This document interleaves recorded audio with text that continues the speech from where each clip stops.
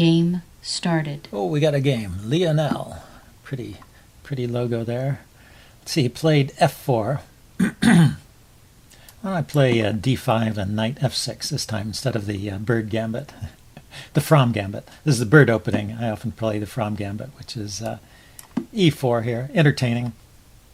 But, well, this is the more solid way to play. Just go for a reverse Dutch. He's playing the Dutch defense, and I'm playing the Queen's pawn opening.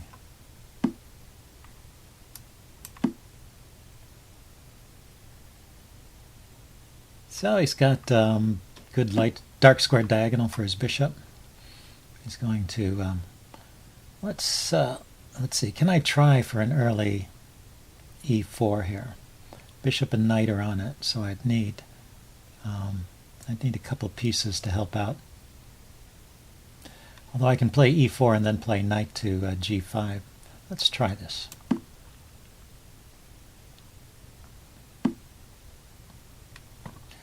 Let's see. So e4 pawn takes, knight to g4. And if he plays pawn to here to defend it, then I can grab on e3. So let's try it.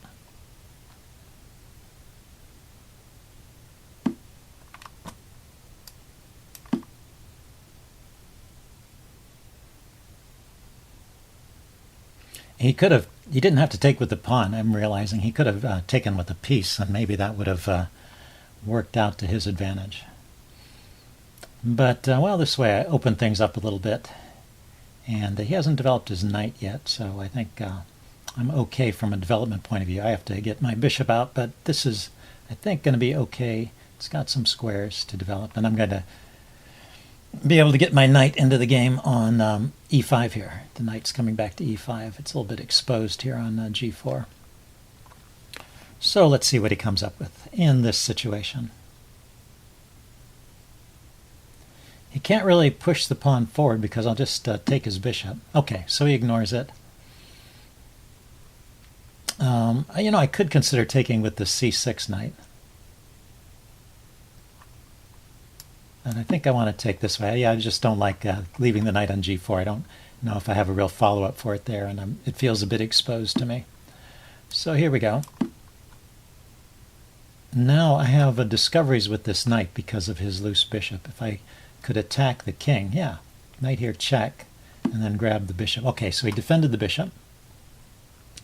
Now what do I want to do with my pawns? His knight here is maybe a bit oddly placed, so let's maybe play c6, keep his knight from getting into the game, and then get my bishop out somewhere useful. A bishop f5 here, looking at the c2 pawn.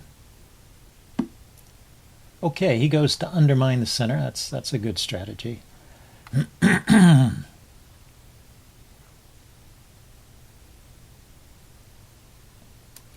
Let's just bring the bishop here so I can take back with the bishop. Maybe this will be a good central post for my bishop as well. Bishop here or queen here.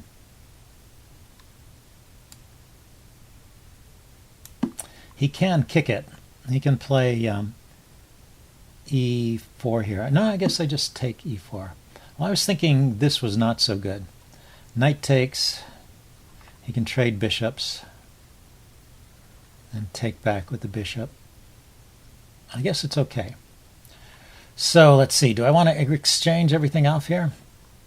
It's knight here, knight here.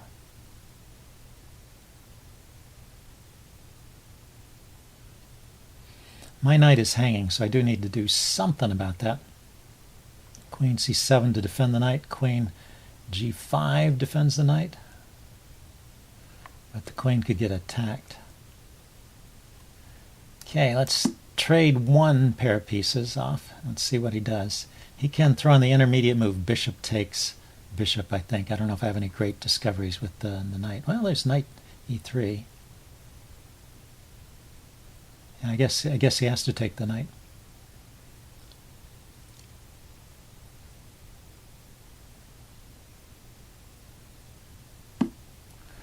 Yeah, so he takes with the pawn.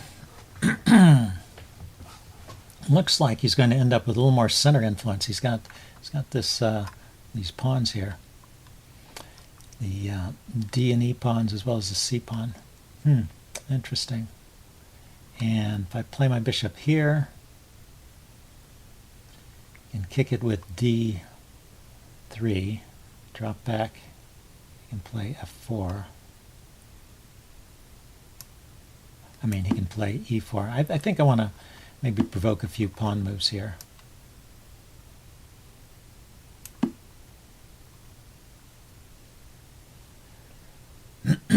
Create some pawns to target.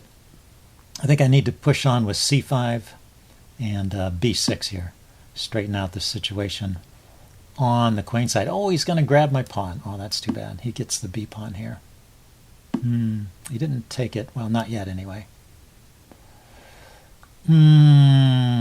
So that's the question. Do I want to bring my bishop back to C8 and defend this pawn,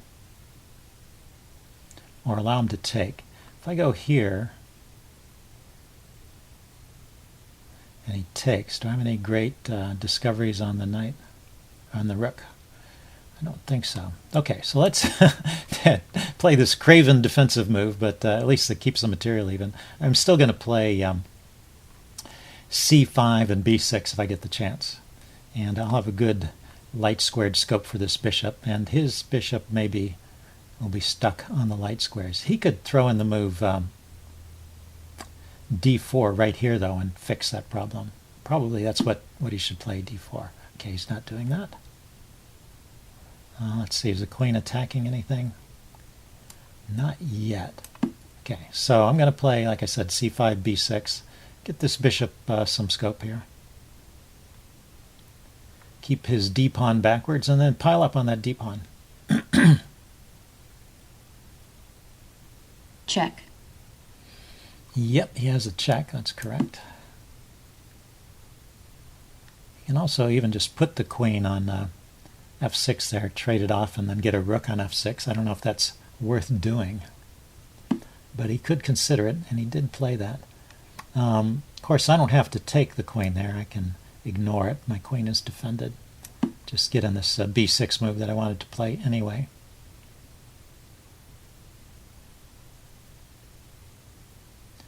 His bishop, yeah, it looks like it's stuck behind the pawns, but actually this E pawn is free to move forward, so his bishop is going to have a good diagonal here on from F3 down to A8, it looks like.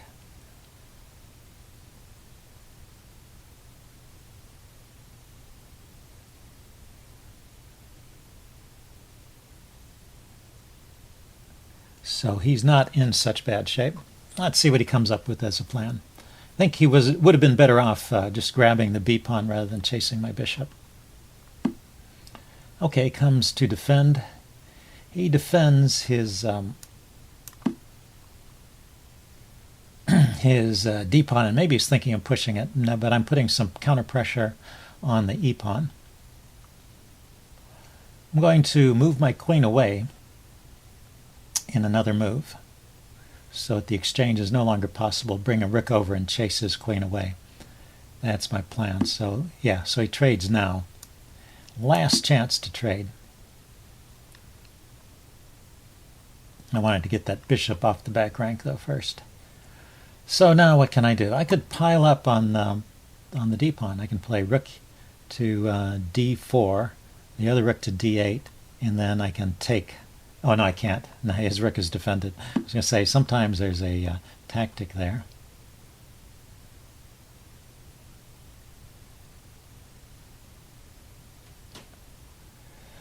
Okay, let's. Do I want to sit on the E pawn? Rook here would prevent him from pushing the E pawn forward. Let's try it for a moment. Instead of doubling here on the D pawn, first restrain the E pawn.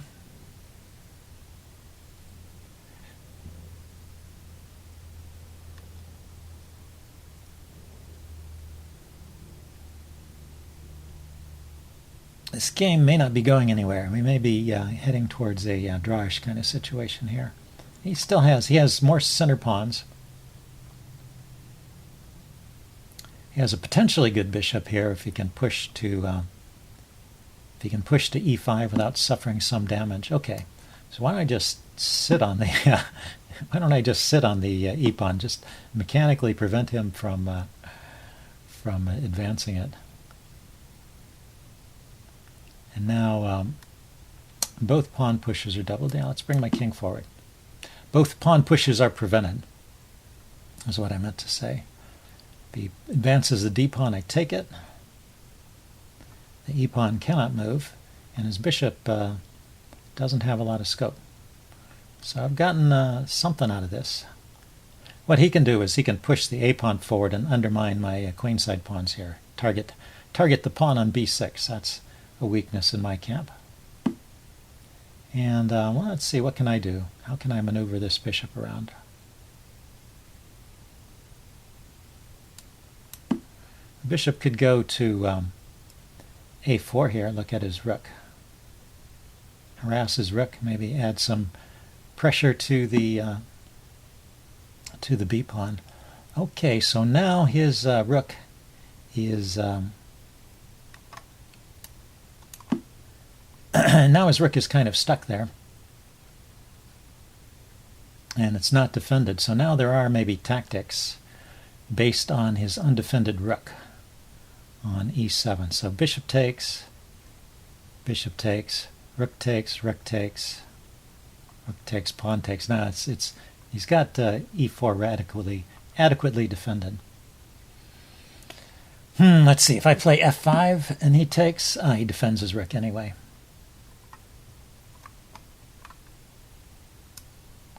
Okay, let's drop back and prepare to double. I'm going to place my rook to d8 after all.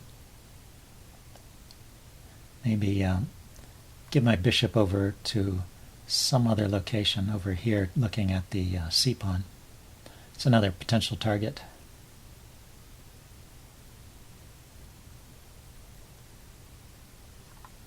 Now he can push the e pawn forward, but well, maybe that will be kind of like an isolated pawn there and become weak at some point. So, artificially isolated because his d pawn is backwards and the e pawn is run too far ahead of it. We'll see. He plays that. Okay, so if I take the bishop,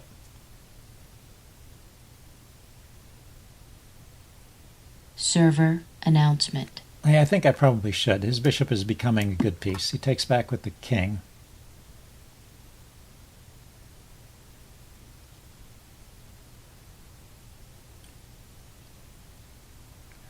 And then I'll pile up on the e pawn instead of the d pawn. Come in with a new strategy here.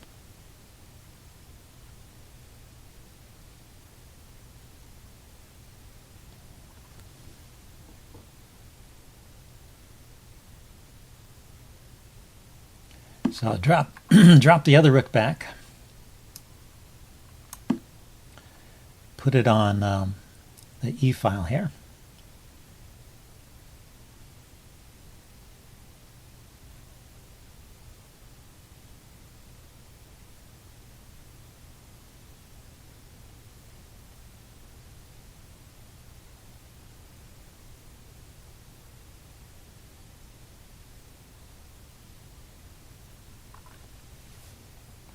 And just threaten to win that e pawn.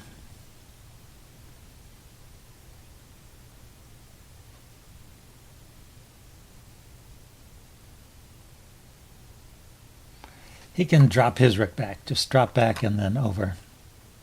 I think he's in time to defend it because I can't immediately play, or bring that one forward. Yeah, that works too.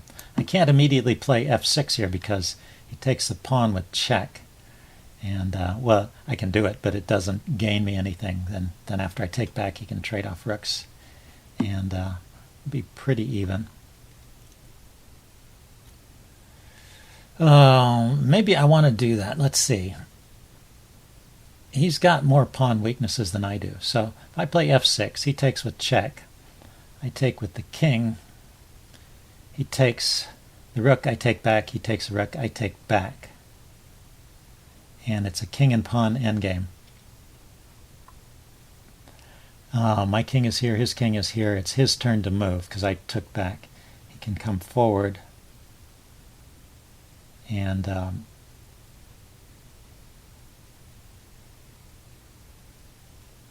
let's see, I can stop him from coming too far forward by pushing on h6. Let's try this.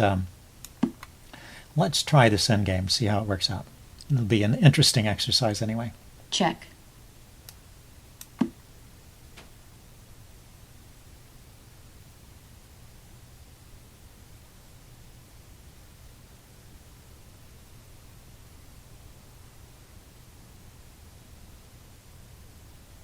Yeah, it looks like a very even position, but he does have two weaknesses. He has a weakness here and a weakness here.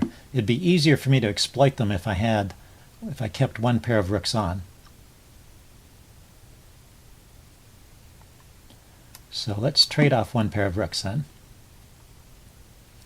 I think it would have been better for him to go for the pawn endgame.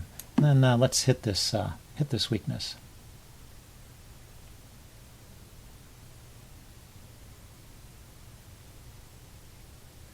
You can defend it with the rook or the king.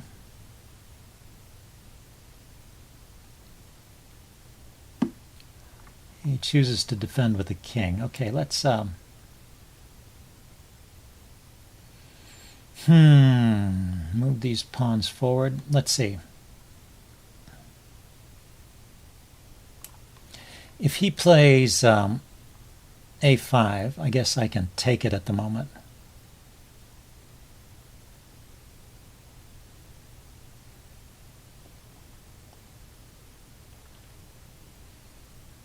But I'm wondering if I want to play a6. a6, a5, b5. And then pawn takes gives him actually gives him a passed pawn on the a file, which could be dangerous. Well, let's see. Yeah, I'm not sure how quite to proceed. Let's advance my pawns on the king side here and see what he does. This rook is defending my pawns and attacking his pawns, so I guess it's doing a fairly good job here. My king, if I can get my king active.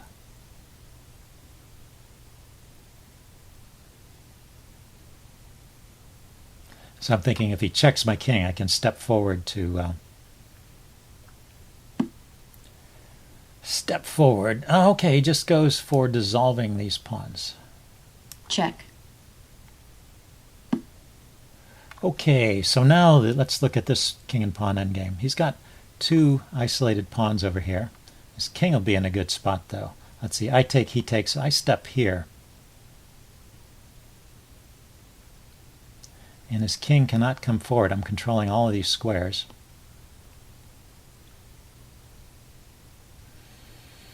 But he can push the pawn forward. Let's see. So takes, king here, pawn push. And I take, his king comes forward. Yeah, I don't actually like that. Does not look particularly good to me. Check.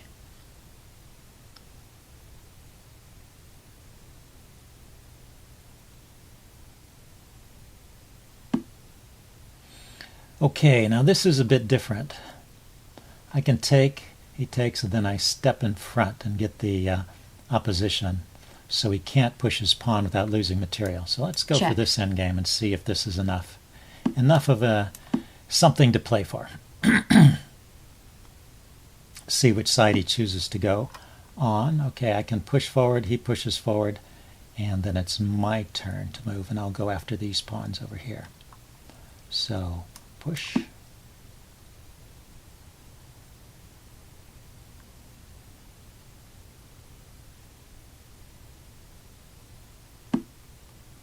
And I'll go here. He goes here. Let's count 1, 2, 3, 4, 5 to clear the way for my pawns. And he goes 1, 2, 3, 4. And then the way is clear for his pawns. That's kind of unfortunate. Okay, I can gain a tempo here. I can push a pawn. And his king has to choose a side now. And this will allow me to gain a tempo. So the only side he can go to actually is towards these queenside pawns. I can step in front of his king.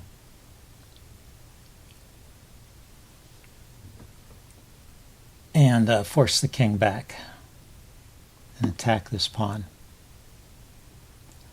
Is this enough? So if I go here right away, he goes there, I have no great move. What I want to do is wait for him to get directly behind the pawn, and then I want to step forward. And he's not going to let me do that.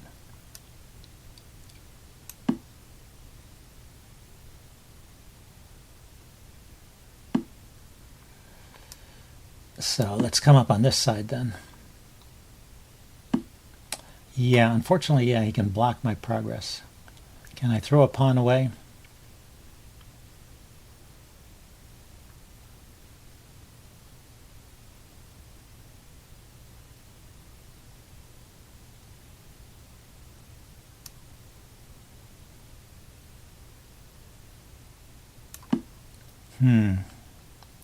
Let's think.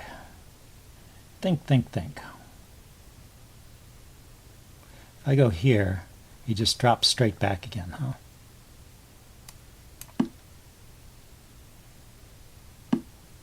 Yeah, he's playing this pretty well.